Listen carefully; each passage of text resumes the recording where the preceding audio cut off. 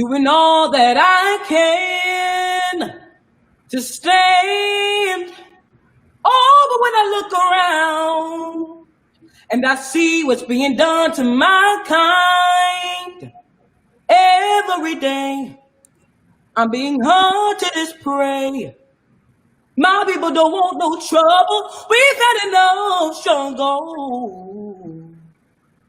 I just wanna live. God protect me. I just wanna live. I just wanna live. Whoa. Amazing. Hello, everybody. Hello. Today is a great day to talk about comprehension, to talk about difference, to talk about tolerance. So, due to the happenings in the United States, and I think this could be reflected maybe in different ways in all over the world, but I think it's important to talk about it, to bring people who are suffering from this from too long and to talk about it. So I challenge Erika to manage this show, and I'm gonna pass the ball to Erika because I think today it's about you. My shows, mostly of them are about my guests, but today they are even more about my guests. So Erika, be the owner of the house. It's up to you right now, okay? Thank you for being here and hope this could be an insightful and talk about tolerance, about comprehension, about embracing difference, which is for me crucial in these days. Thank you, and it's up to you right now. Okay, awesome. My name is Erika Atkins, affectionately known as Coach Love. And what my experience is in is recruiting and placing medical professionals. I am giving a little bit of background about myself because I want you to know what perspective I come from. As well, we have Kim Ali. Wait, Kim. She's actually an RN and she's worked abroad as well as here in the United States. So, and then we have Tony Alexander. He has a diverse history in diversity. He's worked with top companies in the United States and challenged them to really put their money in action where their thoughts, goals, dreams, and what they put on paper. So let's just say it that way. Make what they put on paper a reality. And that's what we're really looking for. Because on paper, all of us, we have rights, right? Yes. But in reality, those rights don't necessarily manifest themselves. Would you say that to be true, Tony? I 100% agree. Kim? Totally agree. It's funny. I was watching a video, the Trevor Noah video about the social contract. And like you mentioned, yes, socially we have laws and, equity that we're supposed to abide by, but in reality, it's not happening. Okay, so we just got done watching the video regarding a young man just singing out his heart, I just want to live. And I'm going to connect this with this title, Black Lives Matter. A big question is, why are you telling me that Black Lives Matter? Don't all lives matter? What's the juxtaposition there? Well, definitely for me, as we know that when we say all lives matter, well, of course, this is true. But if we look over the course of history, the lie has been taken from us over and over again is Black Lives Matter. So when we talk about when we came into this country as workers, for the South, our goal was to be agricultural. For the North, we were to build textile. We were never in the history meant to be a part of the Constitution. So from day one, Black lives did not matter. And we've been fighting this battle ever since. So it makes perfect sense now. And it has made perfect sense 400 years prior to be able to say Black lives matter. The only difference between then and now, not only that our voices are being heard, but our argument is being raised. And kind of like you said, the social contract has been broken, and we are here to rewrite the contract and move history forward. So that's why Black lives matter, and we need to understand it's because they've never mattered before. So there is a phrase that I heard, and it is that Black people spend their day negotiating their humanity. So the idea that Black lives matter, yes, they matter on paper, but do they matter in reality? Kim, I'm going to turn to you because you're a nurse and you have spent a lot of time in healthcare. And when it comes to healthcare, Black people are often underserved in many ways. How have you seen that manifest itself? Oh, wow. Well, I've been a nurse for 15 years, and since I entered the profession, I noticed the health disparities with Black Americans in regards to other races. Unfortunately, we do have more comorbidities being hypertension, diabetes, so that does put us at risk. However, once you enter into the healthcare system, you are neglected. Practitioners are reluctant to prescribe the appropriate medication for you.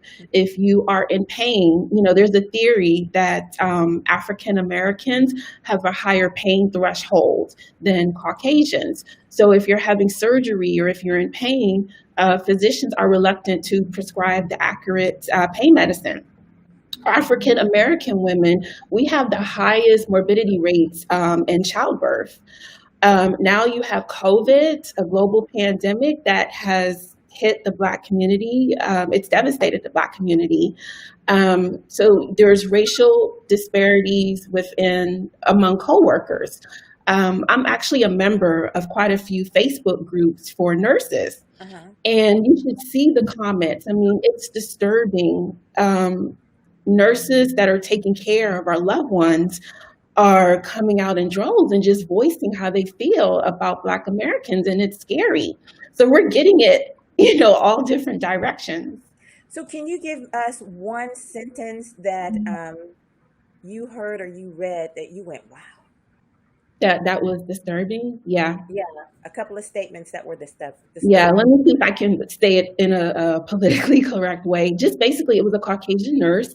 And she was just basically saying that our time is coming. And she's happy that she's in the healthcare system because she can, I guess, maybe prevent the healing process, when we're sick. So basically admitting she would withhold medication to an African-American patient that she is aware to be beneficial to them recovering from a disease or from a condition. So it's almost systematic. Yeah. It's disturbing. It's really disturbing. And even from lateral bullying. So there was one supervisor, a male Caucasian, that came on to the group and basically said that he was actually forced from his superiors to be more lenient or stricter on the African American nurses. His superiors would tell him to monitor them, to watch them, monitor how long their breaks are, monitor how they handle patients. And he didn't agree with it, but because these were his bosses, he had to do what they told him to do. So those are looked at as microaggressions, but that doesn't feel very micro to me. That doesn't appear in your life in a micro kind of way. Right. It feels as if you're being oppressed. Right. And it's very subtle. It's not overt, it's covert, it's subtle. And if you're not aware of it, you might not even realize what's happening. So, how would you advise a nurse to deal with that type of behavior? Well, I mean, awareness is number one. You have to be aware of the situation and you have to determine how am I going to handle this based on the coworker or your line manager's attitude. Is it worth having that one-to-one conversation just to discuss how you're feeling and what you've witnessed? If that is unsuccessful, you do have the option to escalate it, but you want to be mindful that it could turn into retaliation. A lot of times it's just best to leave the situation if you feel that you're helpless. Yeah. So I really like that last sentence that you said, if you feel like you're helpless. Yeah. Because when someone feels like they're helpless, then they feel like the social contract has been broken. Yep. For that reason, I'm going to go to a video regarding the social contract. So I'll be sharing my screen here and let me know if there's trouble.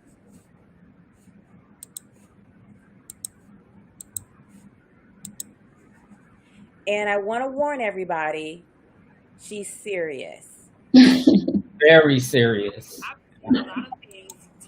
Can we hear it? Yeah.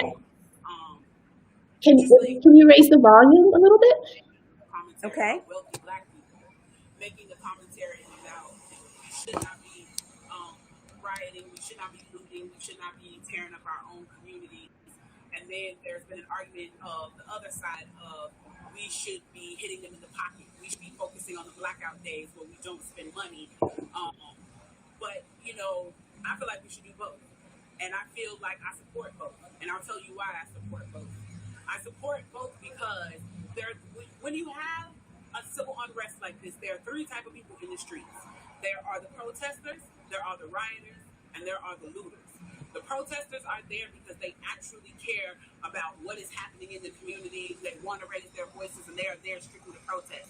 You have the rioters who are angry, who are anarchists, who really just want to fuck shit up, and that's what they're going to do regardless. And then you have the looters. And the looters almost exclusively are just there to do that, to loot. Now, people are like, well, what did you gain? Well, what did you get from looting? I think that as long as we're focusing on the what, we're not focusing on the why. And that's my issue with that. As long as we're focusing on what they're doing, we're not focusing on why they're doing. And some people are like, well, those aren't people who are legitimately angry about what's happening. Those are people who just want to get stuff.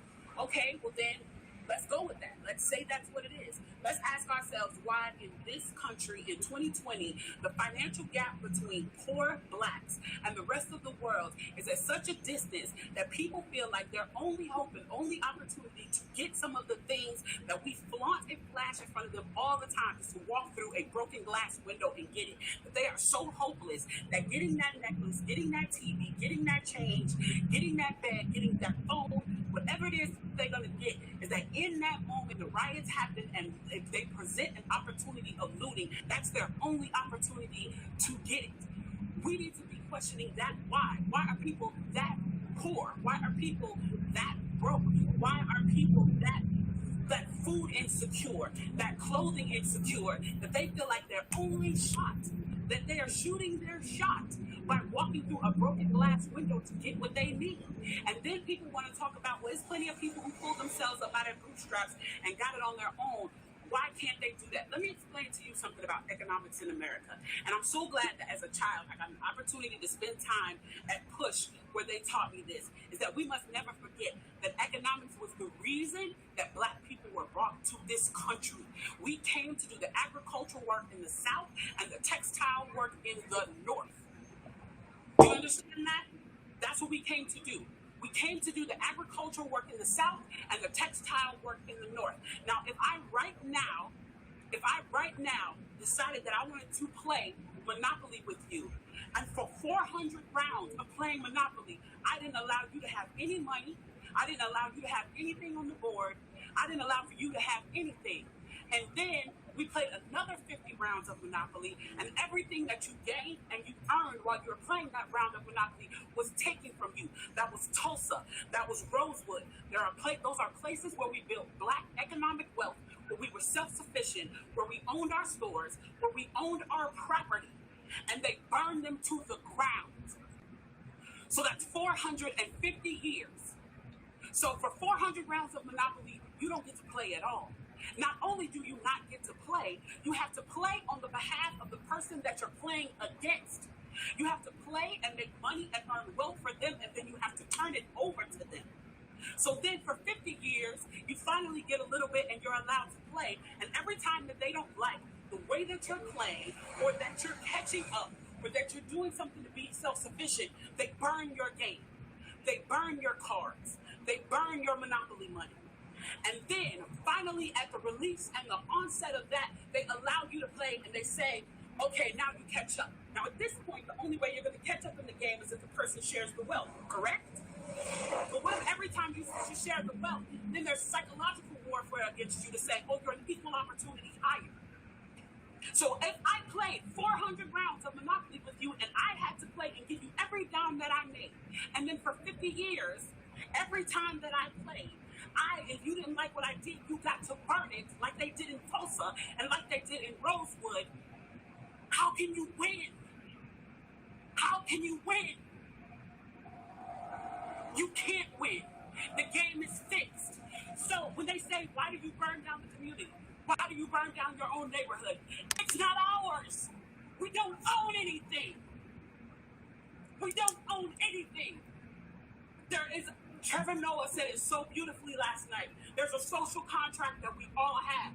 That if you steal or if I steal, then the person who is the authority comes in and they fix the situation. But the person who fixes the situation is killing us.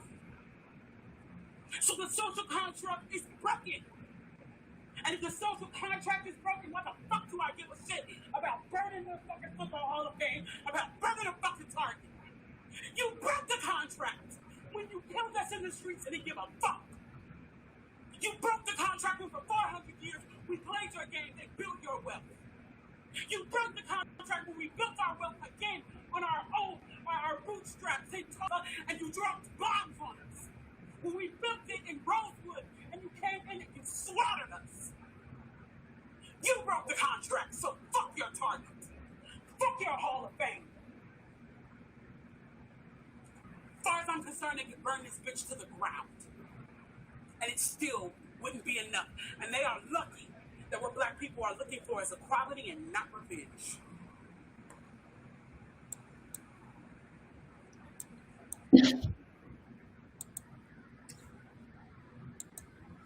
It can leave you speechless, right? Wow. I think I heard a pin drop.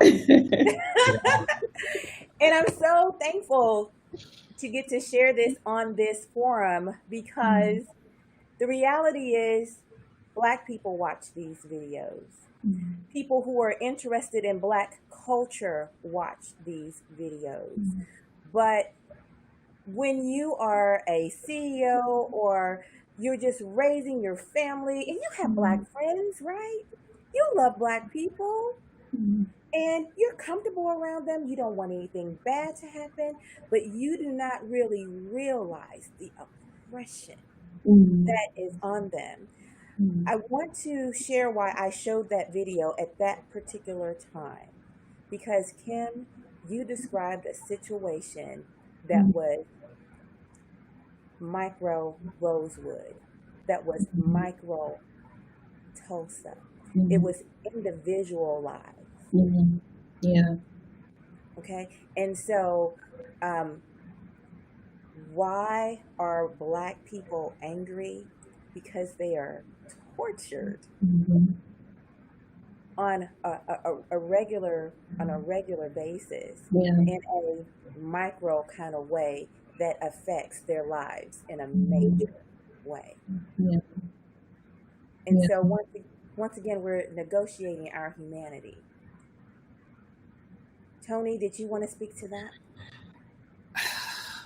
I get emotional every time I watch the video, and it's because it's the truth, right? And when we talk about negotiating humanity, even a part of my company is stating bringing humanity back into the workforce as well as civility back into the world. And we have to beg and barter in order just to get by. I've seen it in my career to and through corporate America. There's blocks everywhere. You don't have this. So in order to get this, you need to get this, whether it's a degree, whether it's these types of things.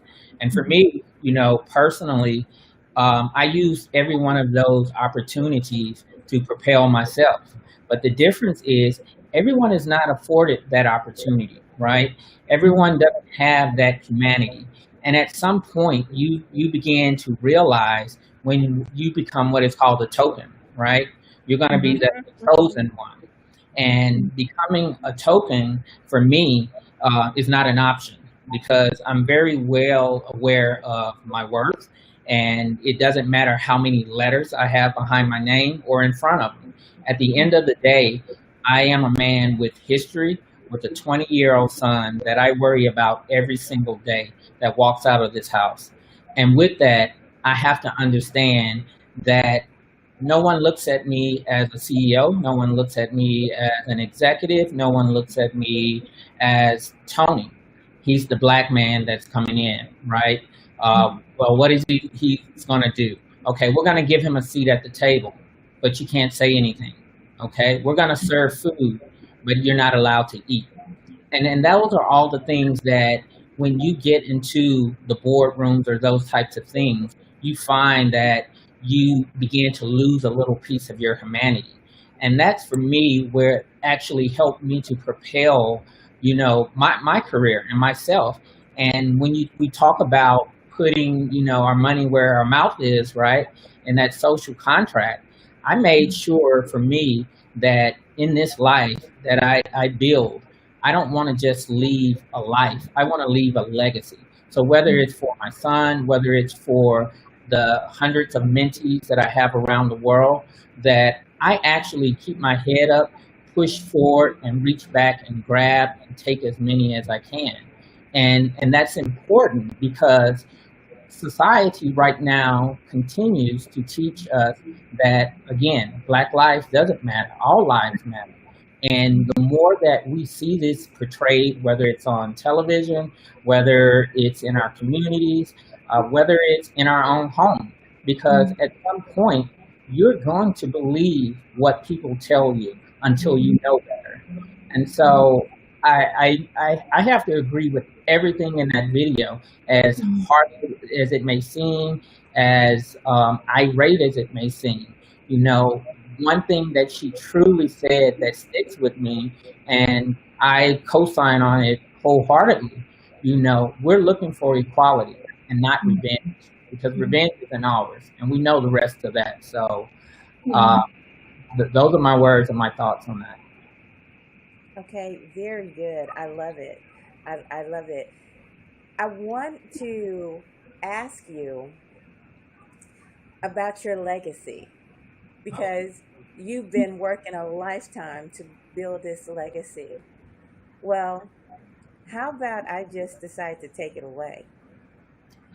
I know you made that money, and I know you worked hard, but Tony, I do not think that your wealth was meant for you. I think it was meant for me. Let me get that. I'm going to snatch that from you. Now we're going to have a problem. Now we're going to have a problem with that, right? And that's definitely, and this is where it's so important that we stay woke. And, I'm a part of a program, and that most of us are probably the Blackout Coalition and Reviving Black Wall Street.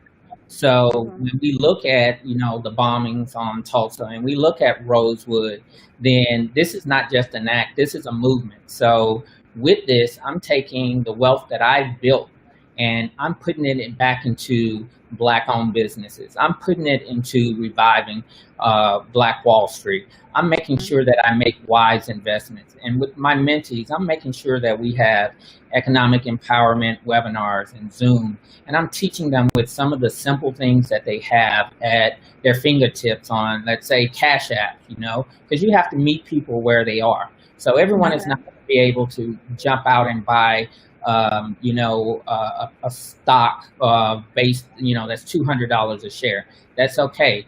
Let me teach you how to buy a fractional share. Let me teach you about generational wealth. Let's be able to hand something down to our children other than debt.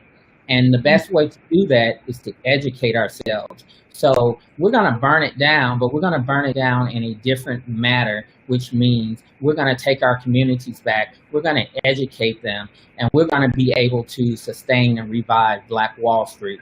So you taking that is not going to happen, and not on my watch. So my legacy will forever be ingrained based on the movements that I make and the impressions on the lives that I have.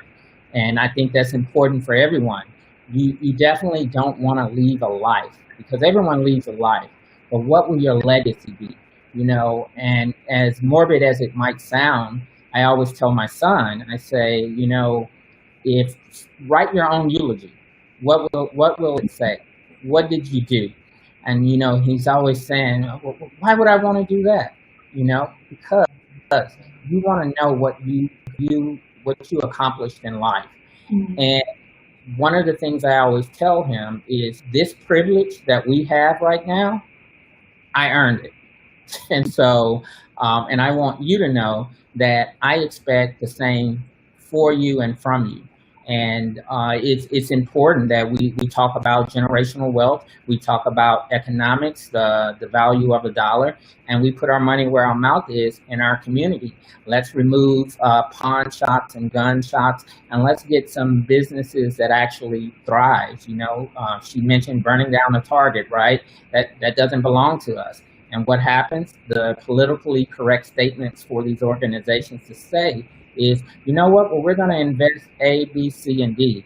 And the problem for me with that is who's following the money trail? Because we've been down this road before. We've had these conversations.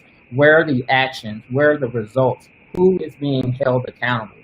So if we can't hold these these organizations accountable, I am very, and I was going to say something, but I am sure, as for myself, that I will hold myself accountable, and any of those around me that are willing to be a part of this movement, and we're going to make sure that we continue to push forward. So my health is my wealth as well. So if we continue to feed into what society tells us, again, we're going to begin thinking we cannot do it. We are not worthy. This is where we're meant to be.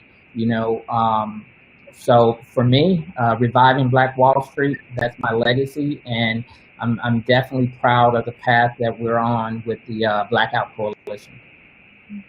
I love it. I would say that right now is one of the first times in history that you can't necessarily burn us down. You can't attack one entity and break down the whole Black culture.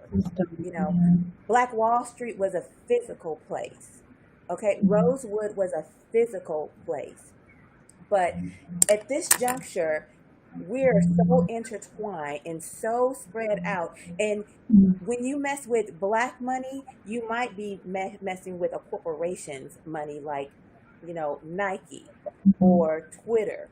And so you get the breadth of the whole economy on your efforts. And so that's one of the reasons why I think that now is different. Tony, I want to bounce one of your comments over to Kim, because you said your health is your wealth. Can you speak to your the health aspect of how Black people can take ownership of their health, even though it might be attached to your health insurance might be attached to your job? what are some things that Black people can do to take ownership of their health right now? Oh, wow. I mean, I could be here all day talking about that. I mean, number one, we saw with COVID, most of the people in the service industry or essential workers were African Americans, and they were the ones that were affected by COVID. So, just number one, just taking care of our bodies, not just physically, but mentally and emotionally as well. Unfortunately, in the inner cities, we don't have access to grocery stores or a market that sells fresh produces. So that leaves us at a disadvantage. Mental health is huge. I know mental health within the African American community is still a taboo. If we're stressed out or depressed, we won't admit it, or if we know there is an issue, we fail to seek help. Another way that our health has an impact on economic development is insurance. I just recently purchased whole life insurance, term insurance, and a lot of people aren't aware that your premium is based on your health. So if you are deemed high risk, either you have to pay more or you're denied altogether to receive insurance. So I think communicating that to African Americans is vital because you need to have a healthy mind, a healthy body in order to go to work and function and do your job well and show up and be the best person that you can. So I think it starts with educating our community. Absolutely. Kim, you just mentioned this idea of Mhm. mental health, and I think that that is the hidden elephant in Mhm. the room Mhm. when it comes to Black communities. Just Mhm. because you cannot go through life with this Mhm. amount of oppression on you and Mhm. not expect to have some kind of mental health Mhm. concerns. Not that you might, you're not psychotic, but Mhm. you feel oppressed. So you Yeah. need to know how to negotiate that. Yeah. You feel rejected. You need Mhm. to know how to negotiate Yeah. that. Um, Or afraid. I know a lot of right. my Black males tell me now they're even afraid to go to certain neighborhoods with the fear that they'll be stopped by the police and then killed. Mm-hmm. So you have this I don't know, this ominous Mhm. feeling about Yeah. navigating your everyday life. I Yeah. am going to show a video about someone who was very intentional about their actions. Here we go. Can we see it? Not yet. Okay, family.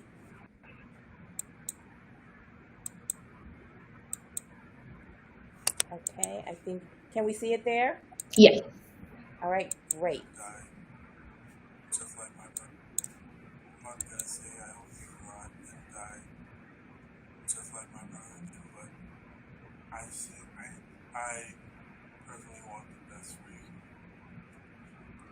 and I wasn't gonna ever say this in front of my family or anyone, but I don't even want you to go to jail. I want the best for you because I know that's exactly what both of them want you to do, and the best would be give your life to Christ. I don't know if this is possible, but can I give her a hug, please?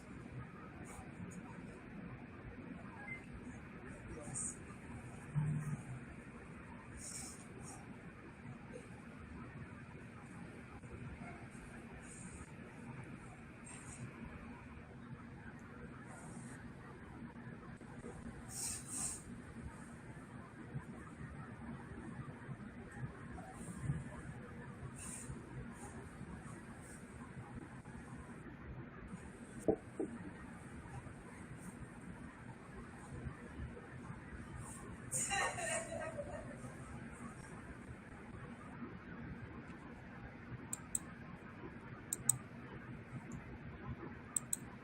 So I want to talk about what happened in that video. Basically, a police officer, a female police officer, went to what she thought was her apartment and saw a black man sitting on the couch eating ice cream. She shot him and she killed him. Now, the fact of the matter is, it wasn't her apartment. It was Botham's apartment. He was the man that was killed, and he was enjoying a bowl of ice cream in his own home. But she was so threatened by his presence, eating ice cream, that she didn't ask questions. She shot and killed. That's oppression. That is fear, that years of fear that she has built up inside of her. But what was the response of the family? The response was forgiveness. Mhm. That's very healthy. But how much can you ask of a person? Mhm. Can we ask that on a regular basis Mhm. for the entire community? And then is that effective? Mhm. Is that effective? Yeah. I want to chime in on that if I could, Yes. because I have a lot of mixed feelings on that. Mhm. And it's clear, and one of the things people definitely should understand that mental health or disabilities isn't always physical, right? And Mhm. Mm-hmm. again, in the African American community, it's very taboo. So I had to put it in perspective for me, and the way that I had to do that was what was brought to light had already been brought to light. So it wasn't going to ease the pain of myself or the family of having lost another black male, right? Or having lost another person in this world. So that part of the family, is time for them to move on with grief. Now it's time for us as advocates to continue to be able to move forward, right? Use this information that we have and tie it to the things that have happened in the past and continue to move forward. So that was the only way for me to understand, because it's not for me to be able to forgive, because understanding as black men, right, we are a threat. That's how it comes across. And I'll just be honest. So underneath the suit, the pink shirt and the ties and all of these different things, I've always had to go back and find, if I'm leaving the house, exactly what am I going to wear? Because I believe it or not, I have tattoos everywhere, right? So that, I can't go into the grocery store with tattoos on just because I'm going to be followed around. I can't go to the local pharmacy because I'm going to be followed around, right? So I find it, I have to look at exactly what I'm going to wear. When I drive up in my neighborhood, I have to make sure that my music is as low as it can go, that I'm going 4 miles, not 5 miles. So the forgiveness part for me, I'll just be honest, is not something that I can forgive because it continues to happen. But the part is on where we look at from the family's perspective and looking at this young man, was he in a condition to be put on that stand to make that statement? And I feel that as a community and even as the attorney, we failed the community there. Those are just my thoughts on that. And there's many more to come, but I just feel like we were failed as a society and community with just those actions. And what that did was open the door and said, you know what she did was okay. And look what happened. It continued to spiral. So Yeah, and So, Tony, I'm sorry. no, please go ahead. Yes. Yeah, just to piggyback off of you, first of all, I remember when that incident happened, and there's so many gray areas in that story. But anyway, that's not the topic here. But I mean, I think you're right. Me personally, no, I don't think I'm not emotionally strong at this point in my life to forgive someone who, murdered a family member. I'm just not there yet. And I can understand one isolated event of forgiving someone, but you're talking years, and Erica, like you said, years and years of, forgiveness. And when you compound that, it's not healthy because it's almost like you're putting aside your feelings. I mean, I'm pretty sure not everyone in the family forgives this woman. So, Tony, you're right. I don't know who prompted the young man to go up on the stand and say that, but you have to acknowledge what is happening, because if we keep forgiving these incidents, it will keep happening and happening, and we won't seek justice. So, is forgiveness dangerous? In certain instances, I would say because it opens the door, it sends the wrong signals that it's okay. So, it's the circumstances and just depending on, and I'm not going to say even depending on gray areas, because forgiveness is healthy. But what we witnessed there, again, based on the previous video, the social contract was broken again, right? So how many times do we have to rewrite the contract in order for people to abide by it? So not only was the social contract broken, then we were bombed. That was another Rosewood incident. So these are the microaggressions that we're talking about. That's exactly what just happened. We moved forward for something and we stood up for something wasn't right. And because we weren't educated enough about it and we didn't have the right advocates in the community or the people who said they're going to put their money where their mouth is to be able to step in and assist and make sure that this thing was carried out in a dignified manner and people understood the severity of it. So this is, again, a slap on the wrist, and it's okay because what you did is okay. It's the message that. And it's almost like, the Amy Cooper situation, Central Park Amy, you guys. Yes. So now the guy refuses to, I think, testify against her. I can't remember the exact terminology, but he's ready to just let the incident go. And again, that sends the wrong message, because now you're letting people, or you're giving people the impression that, hey, I can call the cops on an African-American man and say that he's threatening me. And, I know it's wrong, but they won't do anything about it. So. Very, very interesting. Sorry about that, guys. Yeah. Because I definitely I have something to speak on that one about as well. So please believe me. His part is done, is what I'm going to say. So that's how I've looked at it. He's exposed it and it's done. And I equate that same scenario to Rosewood. So, if we're not familiar with Rosewood, it was about privilege, right? So you're looking at Amy Cooper, who decides to lie pretty much blatantly, who was actually illegally had a dog not on a leash. So you have an African-American man who says something to her, hey, put your dog on a leash. The issue is so that they don't eat the birds, A, B, C, and D. Well, if you look at Rosewood, we have a white female who is having an extramarital affair. And in order to cover up her affair, what does she do? She blames the African-American man, the black male, of rape, right?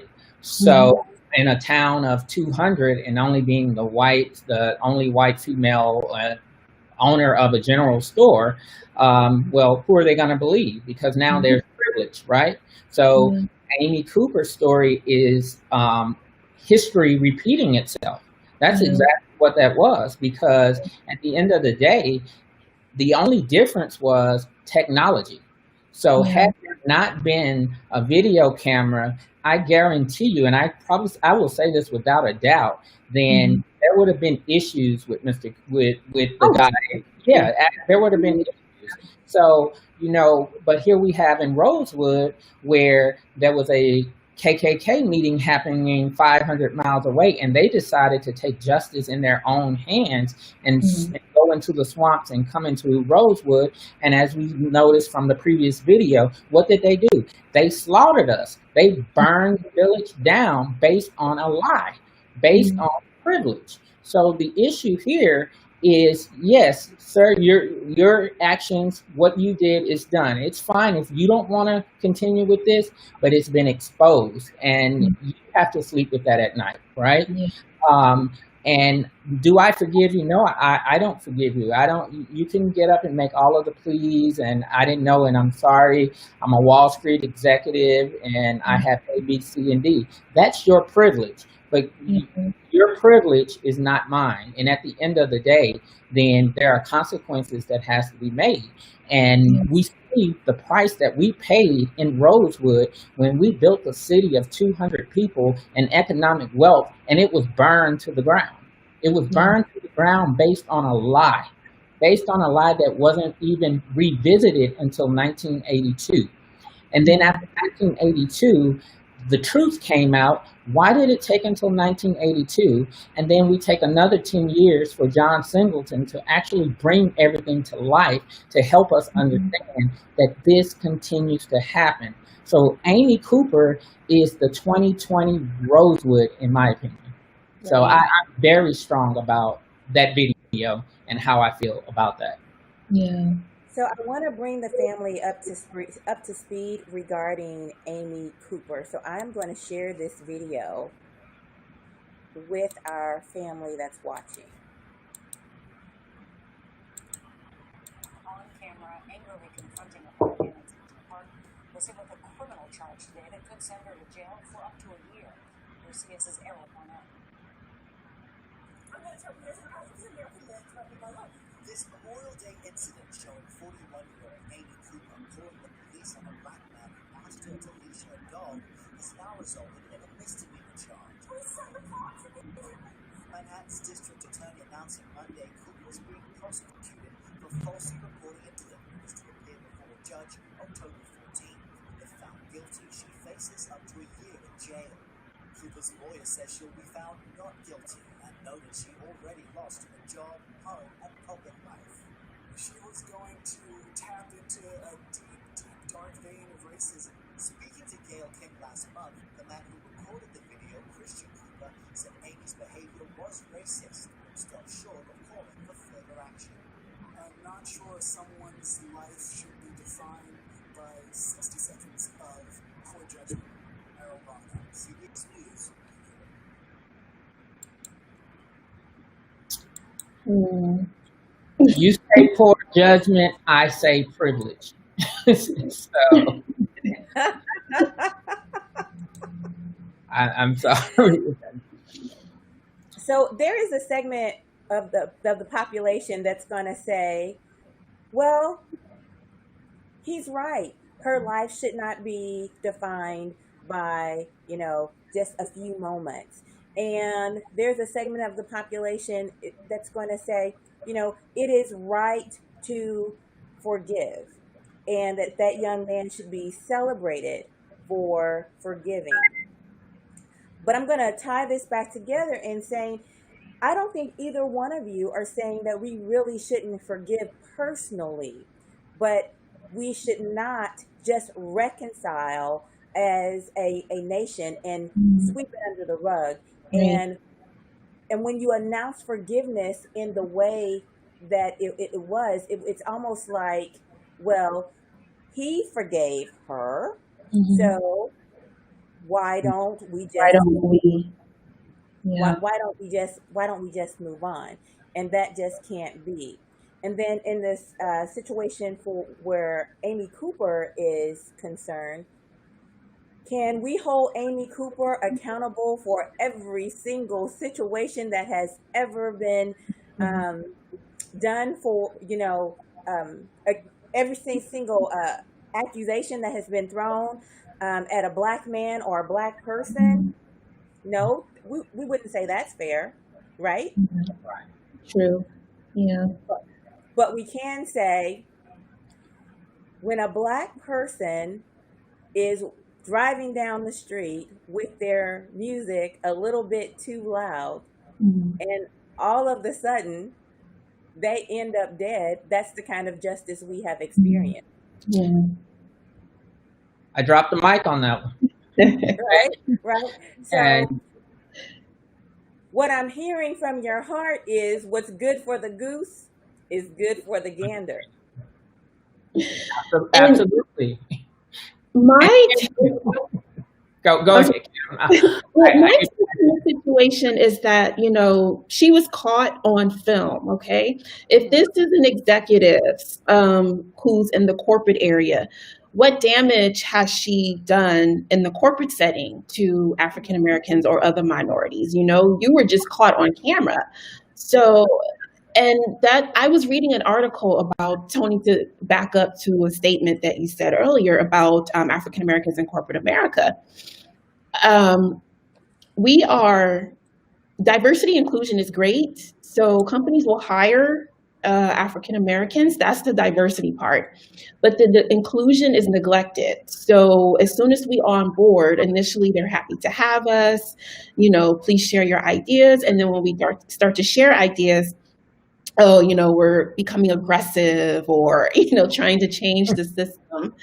And then the lack of support starts, or they make the situation so unbearable that either you're forced to resign or they set you up and they fire you. And in terms of being promoted into those executive levels, 9 times out of 10, you are promoted when the stakes are high. So if there's a situation and they think you will be unsuccessful, they will put you in that position with the hopes of you failing. So even within the corporate setting, we're being targeted, but unfortunately we don't have a voice, or a lot of times the incidents are hard to prove. And so I don't know, I just feel like if she's done this before, she's done it in other settings. She just got caught this time. I couldn't have said it better. 100%, because, D&I are definitely my passion. And I remember I just wrote something the other day from a good friend, actually, Yuri Brown, who's been in the space for a very long time. And right now, D&I or D&I officers or IND, pretty much they've been window dressings, right? So it's nice to have, it keeps out the sunlight and keeps the press off of us. But now we haven't done anything with these roles or have real returns on investments. And this is why you're finding a lot of CEOs not able to respond to what's happening in corporate America, because they're looking to the D&I officers as the conscience, right? So what do I say? What do I do? Do I remain quiet? Or, okay, hey, do I say I'm going to give $10 million to a particular fund? So, the Coopers of corporate America needs to be held accountable for what they're doing. So we're looking at, okay, she lost her job, she public humiliation. We lost 198 lives in Rosewood in economic wealth. So let's compare the two. Because again, I will always say Amy Cooper is the modern day Rosewood. That's exactly what happened. And so I can't compare losing a job to losing 198 lives based on a flat out lie. Yeah. And with her credentials and experience, I'm pretty sure she already has a new job. So is one of the things that we need to learn as individuals, not even just collectively as a culture, but as individuals, we have to stand up past the emotional moment. Because just like when a female or just anyone in a domestic violence kind of situation, just to compare the two, the moment is over. The emotion is over. So what happens? We testify. The woman doesn't want to testify against her husband. The man doesn't want to testify against the wife, and they forgive. That's good, but then they also want to reconcile, and so they just want to push it under the rug. And to your point, Tony and Kim, we've been pushing this under the rug for hundreds of years at this juncture. I think Marco is chiming in because we have a question. Yeah, I tried to put it on the screen. It doesn't fit. It's a very long comment. I will read it for you. Okay. Denise, Denise says, they say holding a grudge or not forgiving someone is like drinking poison and expecting the other person to die. I don't know if I could ever forgive someone who killed my father. If I remember, she was intoxicated. I understand Tony's point that forgiving is saying this is okay, but I think for the young man's mental health, forgiveness will help you by releasing anger in his heart. When we hold on to anger, it causes health problems in our bodies and problems in our personal relationships. I completely understand not being able to release 1 o'clock. the anger too. Absolutely. And Denise, I really thank you for your comment. And I want to separate for you, Denise, the idea of forgiveness and reconciliation. Tony and Kim were really speaking to the part of forgiveness that society looks at as reconciliation. The young man can personally forgive, but that that kind of blocks this idea that there is a debt to be paid. Tony, Kim, do you want to speak to that? No, definitely. For me, I'm sorry, Kim. No, I just want to say, guys, I have to drop off really quick, but it's been really amazing. I'm really enjoying this conversation. But Marco, thank you for having the courage and taking the initiative to bring this topic to Portugal. And you're a trailblazer, and I hope this show will, make an impact for you. So thanks, guys. It was a pleasure. Thanks, Thank Kim. you so much. Bye. Bye. Tony. So definitely, oh yeah, definitely. The forgiveness part. So definitely, personally, yeah, you can definitely forgive from the personal aspect, but as a society, as you were saying, collectively, do you continue to forgive and condone these types of behaviors? And that's where the forgiveness part comes in as a society. Definitely holding on to a grudge, and definitely forgiveness and a grudge is definitely two different things for me. Definitely no grudge against Amy, no grudge against anyone, but again, it's that forgiveness piece as a society that we continue to turn the blind eye, that we can't see. I condone anyone from a personal perspective that forgives. There's a lot of things or a lot of people in my life that I have to forgive, and maybe there's some people that forgive me or forget me, right? One of the two. But to be able to correlate that with the fact that it's over, I think that's more to what I was speaking of. The forgiveness is saying that it's done, the debt has been paid, and we're moving on to the next circumstances. But definitely thank you, Denise, for your comments on that. Okay. Now, family, I would like to share one more video with you, and it's just going to put a historical perspective with this idea of forgiveness and waiting your turn with a step towards where we are right now. And it's called 8 minutes and 46 seconds.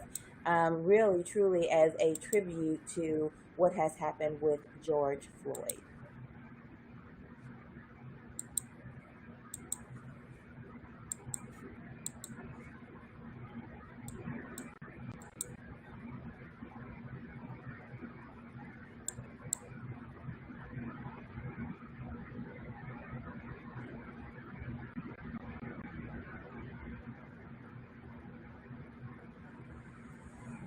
and say, call a child now black. And he's proud of it. When I was a child, if you called me black, you know, I was insulted. I'm a young black man, doing all that I can. White man 50 years ago told my granddaddy that when my daddy got free, things would be better. He got grown. Somebody told my daddy that when I got grown, things would be better.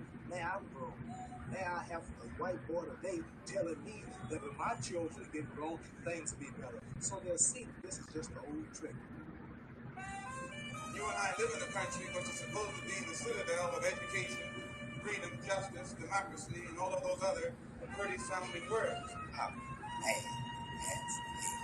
I woke up wanting to see the world burn down. Listen to this. Tired to see black men die. What's your name? Quit fucking with me, boy. You hear me? You try again now. By the time you were 30, by that time you begun to see it happening to your daughter or your son. Nothing you have done, and as far as you can tell, nothing you can do will save your son or your daughter from meeting the same disaster and possibly coming to the same end.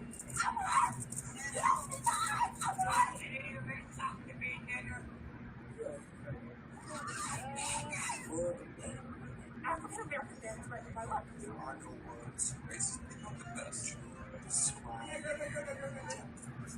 I'm detaining you to investigate. Picking up trash on my property. What is society? Society is a contract. It's a contract that we sign as human beings amongst each other. As with most contracts, the contract is only as strong as the people who are abiding by it. Black American people watch time and time again. The contract that they have signed with society is not being honored by the society that has forced them to sign it with them. I was born by the river. When you watch Ahmaud Arbery being shot and you hear that those men have been released, what part of the contract is that in society? When you see George Floyd on the ground, and you see a man losing his life at the hands of someone who's supposed to enforce the law, what part of the contract is that? Imagine the cries of a 6-year-old girl that just found out her dad has been murdered. For the world to see. Look at him.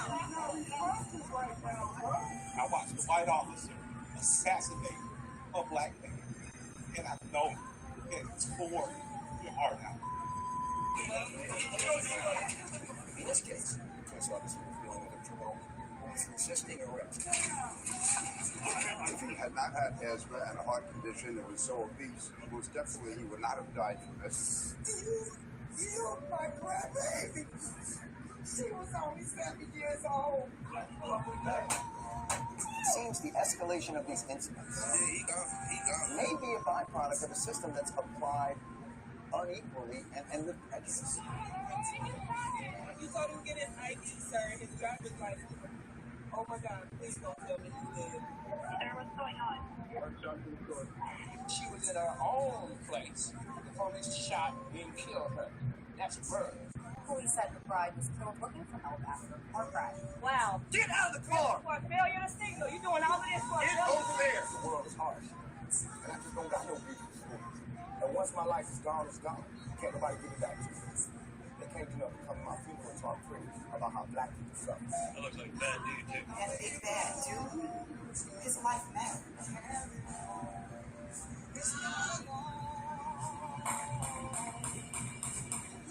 Right there was my grandson, Dad. This guy looks like he's up to no good or he's on drugs or something.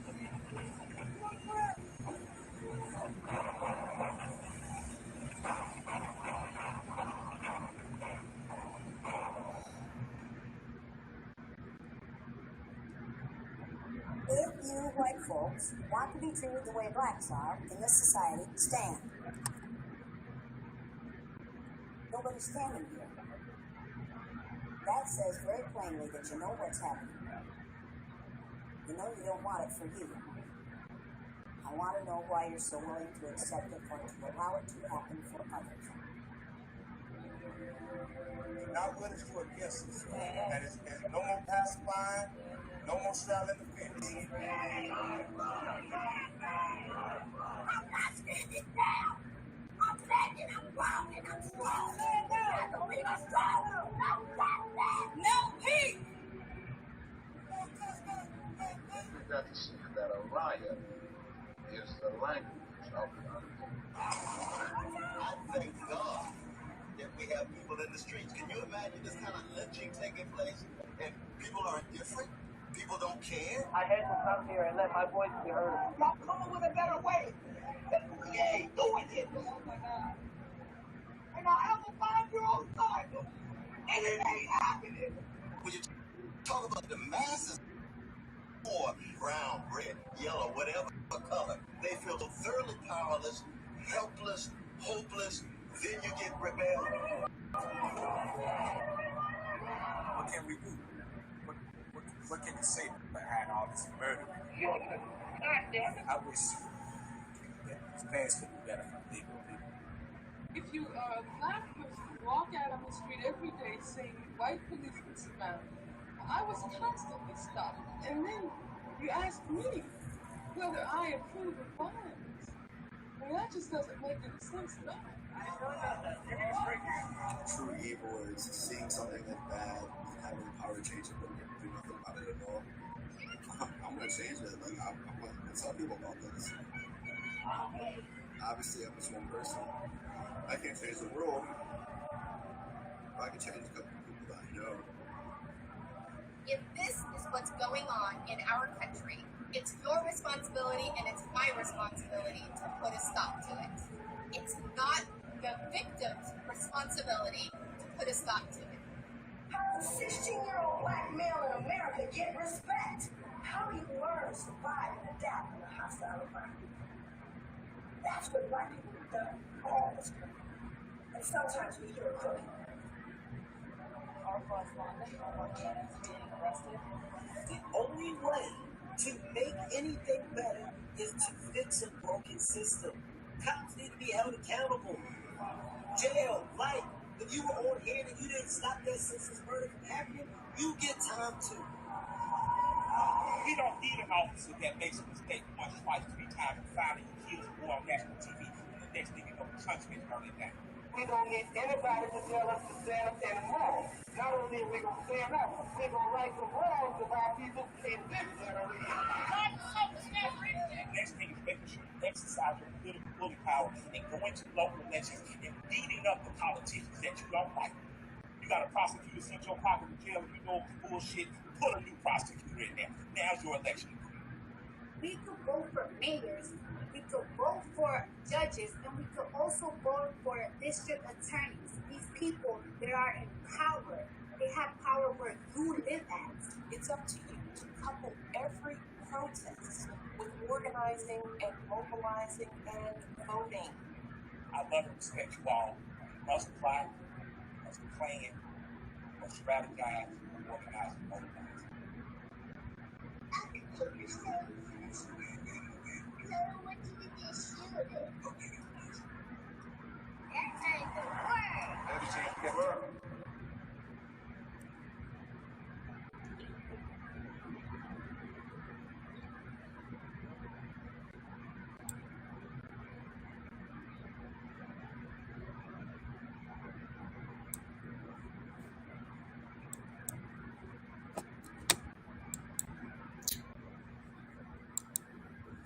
Wow. Family, where are we? Wow. That's Wow. all right. I have, if you allow me, the white man has a question, because Yes. I think we have two different sides, which I think they are problematic, which is the noisy side, which calls you Negro, which it was the black man who did this and something. And there's the silent side, which, okay, sees the problem and just go whistling down the street and nothing's happening. How do you think that we can work on both sides to because we know we should give a step at time, right? How do you think the things will allow this so different sizes, but which make the same noise, if you know what I mean? How do you think we can work together to solve this?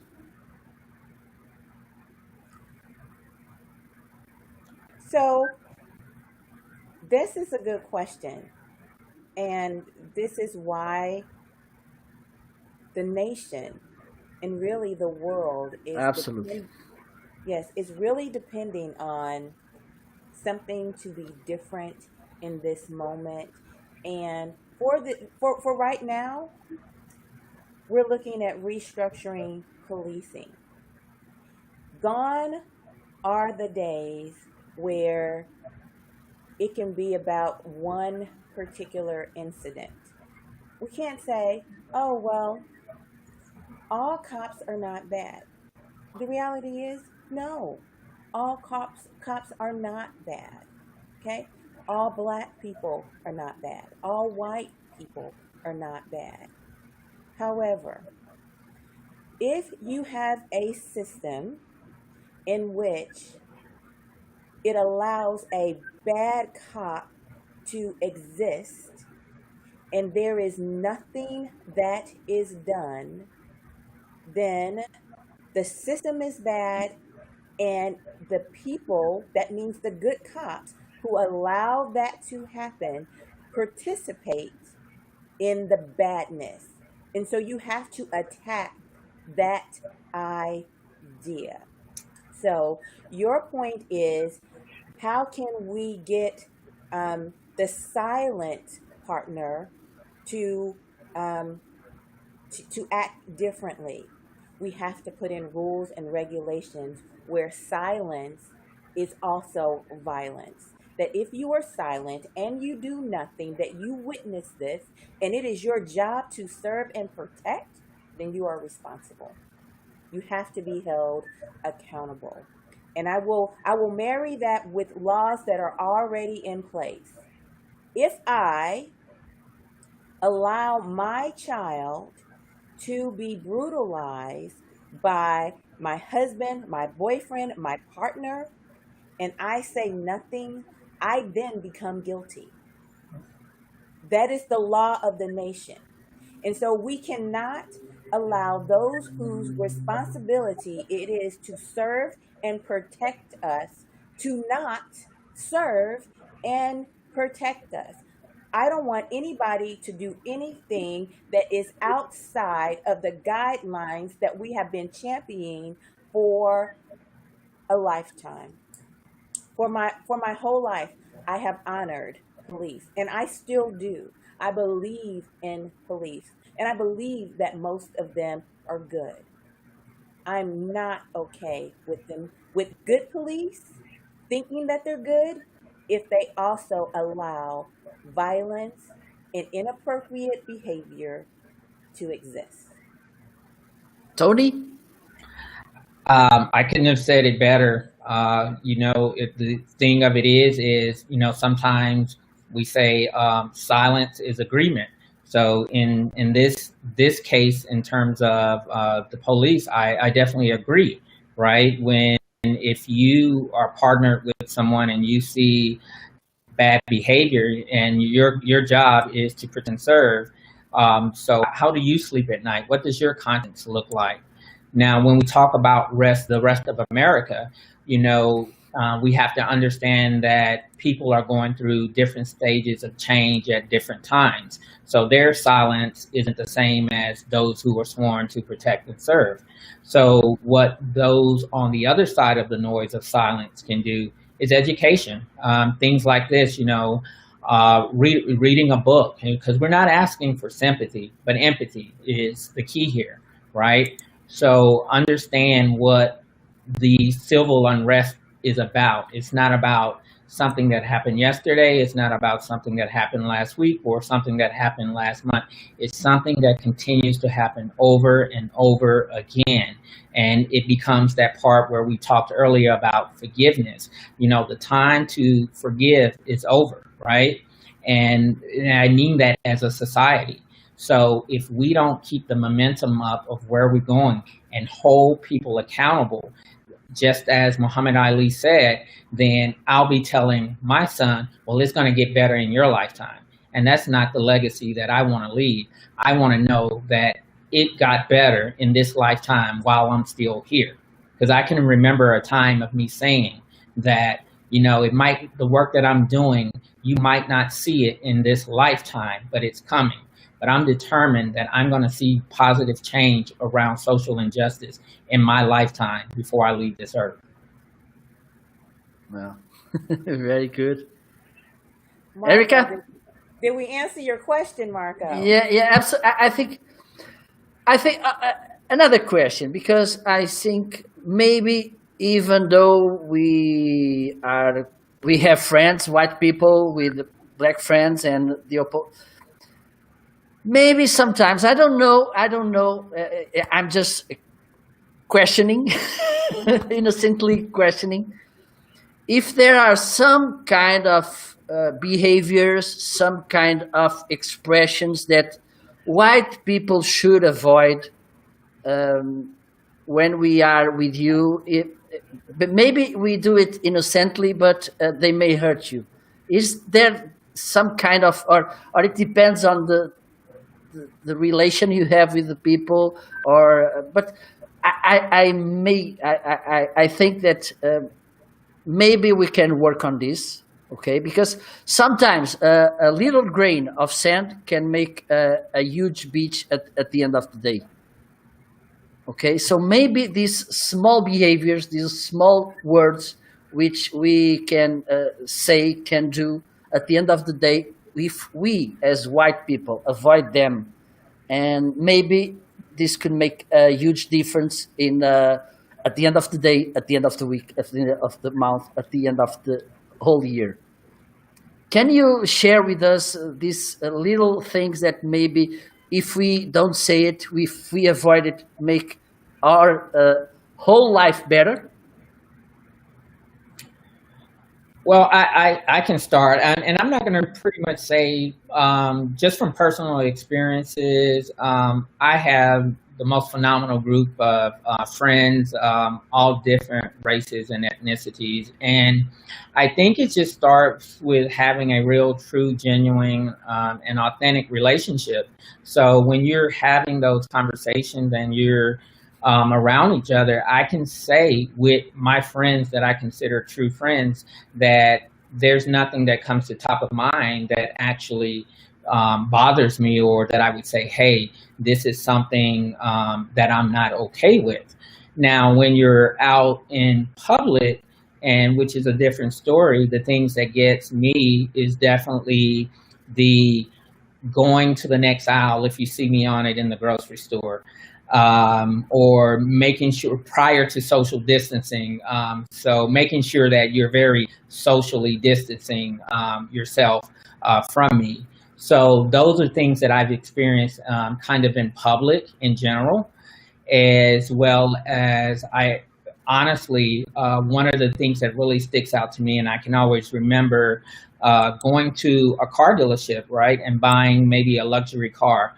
And again, when I'm on the weekends, I don't feel that I need to put on a suit to go to a luxury car dealership. And unfortunately for those car dealerships that ignored me, they lost quite a bit of money. But those are the type of behaviors that happens because, again, I have on a T-shirt, maybe some jogging pants, and I'm looking at the sticker price on a window, and I get ignored 3 or 4 times, and I watch 2 or 3 more people pull up onto the lot, and the salesman automatically proceeds to them, right? So, in the back of my mind, that's me having to try to wrestle with humanity, as we spoke about earlier. So just being more aware of those type of behaviors. And when I say behaviors as well as ethics and values, we have to remember that these things are caught and not taught.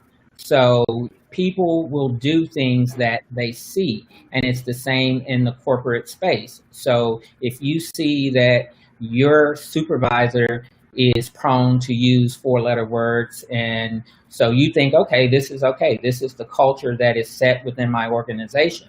So, but that doesn't mean that you have to be a part of that culture. You set the tone, you shift the energy, and you make things work for you. So again, my circle of friends, I am very thankful for and transparent with, but just out in general, those are some examples. But in my close networking circle, I can say we are fully transparent, and we're like family. You know, we talk, we cry on each other's shoulder. When all of this began to happen, you know, it was an outpour of real love. Like, how are you doing? How are you dealing with this? And it made the conversation more authentic and transparent, because these would be conversations we would have at the dinner table prior to this. You know, we didn't have things that were off the table. So if we go over to her, like, well, hey, did you see what happened? How do you feel about this? And, you know, people will say there are three things that will definitely ruin a relationship, whether it's friendship, and that's around religion, politics, and sex, right? That's just honestly. And but with my friends, that's how you know you have authentic friends, and they care about your well-being. So it's just like, hey, I'm here if you need me. Even coworkers, you know, it wasn't a prompt or like poking the bear. Are you okay? Hey, anything you need to talk about, feel free to call. Hey, you want to go have lunch? You know, how can I be more educated around it? And so the outpour was just unbelievable, right? And it's about also people putting their money where their mouth is too. So when I do say, hey, I'm going to do this, and I need some help with this project, they actually showed up, and that let me know that everything, or those dinner dates and those late night phone calls, they truly meant, how can I help and how can I be more informed? Perfect. Erika. So your question was about words and or what someone could avoid saying when they're with me. For me, I'm not so concerned about those words based off a relationship with me. I'm concerned about how you use those relationships to influence policy, how you use those words to influence systems and thought processes, and how it affects your, not mine, not my mind. For instance, if you say, well, you know how they are, or I need to hire a black for this project. You know, those are the kind of thought process that disturb me, because you want to use my blackness possibly for a contract so that you can get business, but you don't want to empower me at the table when it comes to me making policy and procedure for you. Or perhaps, as Kim was saying earlier, you use your whiteness to undercut the progress that society is making, not just my personal progress as a person, or my progress as a black woman in this society, but you are doing what you can to undermine the direction of empowerment. And so you continue to marginalize my humanity. One comment won't bother me a little bit. You could call me the N word all day long, and I would not get enraged. I would think maybe something was wrong with you, but I would not get enraged. Okay, so that is not oppression. That's venom. Okay, when you take your venom or you take your beliefs and then you empower a system. Um, that marginalizes me and people who look like me, and then you use that system to weaponize my skin color. Now I'm concerned. That is when I'm concerned. Okay, perfect. Well, I have a challenge for you. I'm going to make it live because then you will be committed. You won't be able to say no. I see. I think because it's good to empower, it's good to have you here, it's good to educate, it's good to think about it. As we use an expression here, which is put the finger on the wound. And okay. I think we should keep talking about this. Okay. So my challenge to both of you and also to Kim and to those people watching us, bring the next month idea to another conversation here. I will be pleased and honored to have you here to talk about this because I'm learning a lot also, and it's important to change and to see your perspective, to see how we can all together make the change, not waiting for you to do the things, struggle, and then it's just okay, it's your problem, solve it. I don't have nothing to do with that, which is not, even though I'm in a maybe far country. I don't know. When I look to that small world, so small, so tiny, in a globe, it's so close.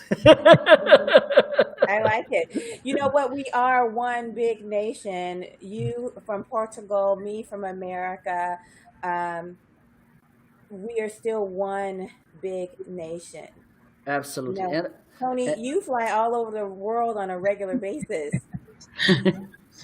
So I'm everywhere. There you go. That is right. Some ideas that I want to leave us with. Okay, perfect. Number one, we realize that it's not an all or nothing type of situation, meaning all white people aren't bad, all black people aren't bad, all police aren't bad. Um, there is no necessarily bad race. That said, we have to own our part. What does that look like? That means that if you see someone creating a system, but you say nothing, meaning a system that you benefit from, but yet you expect the person who is oppressed to figure out how to navigate that system, that behavior is not okay. So I am thrilled when I see a police officer playing basketball with a little black kid, a white police officer, a black police officer playing basketball, and it's all heartwarming. I love that. What I am saying is it's not enough. It is not enough that one person treats one person well. It's a nice start, but it's not enough. Tony. She said it all. I definitely agree. It starts with doing your part. So if each one of us do our part and be able to give where we're from, and I think that's the biggest barrier is that people don't feel that where they are in their life that they're able to give or be a part of the cause. And it's the little things. It's just the little things, right? So as she said, there's good apples and bad apples, right? But if we can neutralize the bad apples with love, care, and be able to convert them, then or be able to drown them out and get them out of places of power, get them out of places and remove the systemic injustices and inequities that sit on the top boards of some of the largest companies, right? If we are able to just get our foot in the door, don't forget about, your struggle that it took to get to where you are. Reach back and grab 1, 2, 3, as many as you can. Be a mentor, be a leader, and be able to voice your opinion, stand in your own truth, and be comfortable in your own skin. because it gets tough. I must admit, it's a rough world out there, but we can make it better if we start, as she said, with one person, and we just create a domino effect, and we let the love drown out the hate. Perfect. It seems perfect. Thank you so much, Tony. Well, I think it's time to make a wrap up and close the conversation. And I'm challenging Tony, I'm challenging Erika and Kim and Dee and Ron, which were in the backstages also, to bring more people to the conversation next month.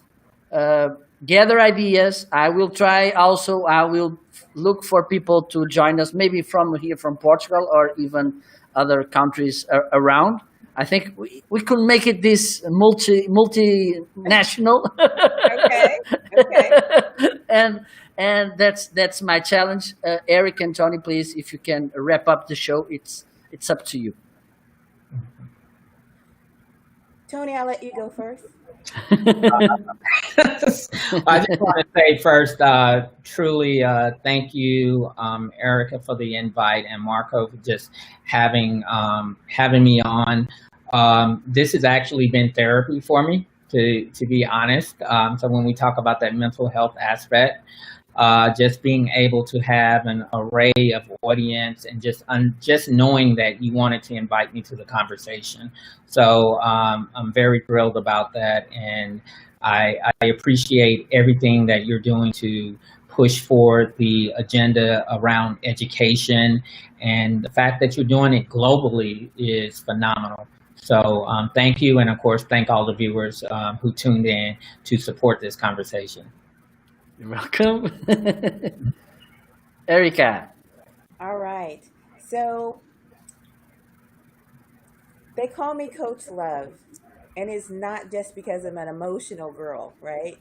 It's because I'm love in action. That's how I got it. That's how I let people know that I love them. I create an act, and that's what I challenge everyone within the sound of my voice to do.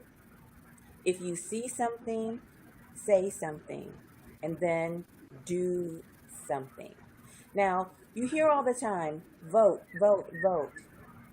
That may be it, right? Some of you may decide to march in the streets. That may be it. But what may be more likely, what may be more impactful, what may be more in your sphere of influence is hire somebody and then listen to their voice. So hire a person of color and then listen to their voice within your organization.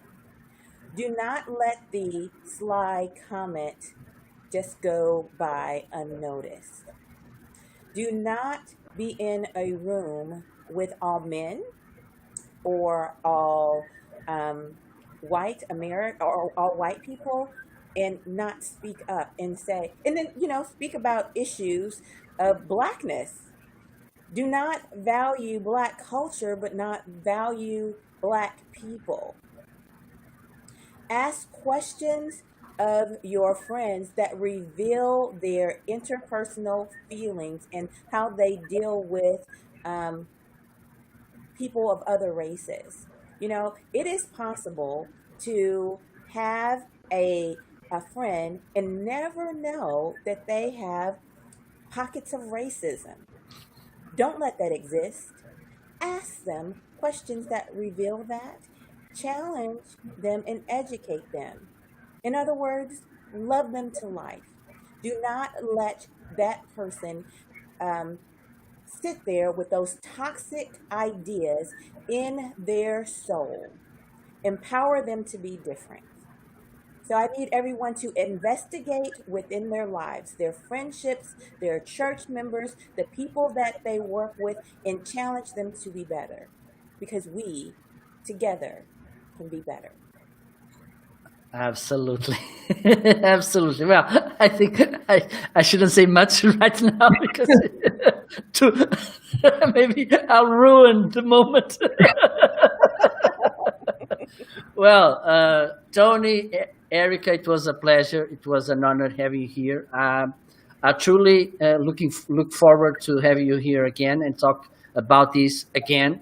Hopefully, a, a, a step after step, we can change things. I think these kind of conversations, these kind of initiatives can do most than just using one day and almost random hashtag. I think you need much more than that, and I'm here to help you.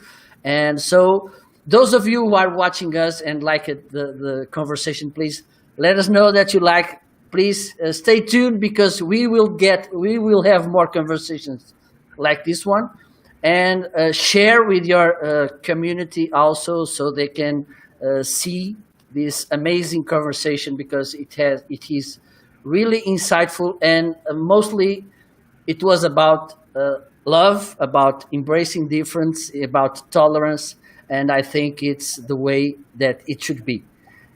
Thank you so much for being here. Hope you have Thank you. And it's almost weekend. I will wish you a nice weekend.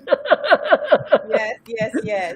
And we keep on conversations on the backstages to manage the next meeting in the next month. Okay? So bye-bye to all of you. Hope you have a good time, and we'll see soon.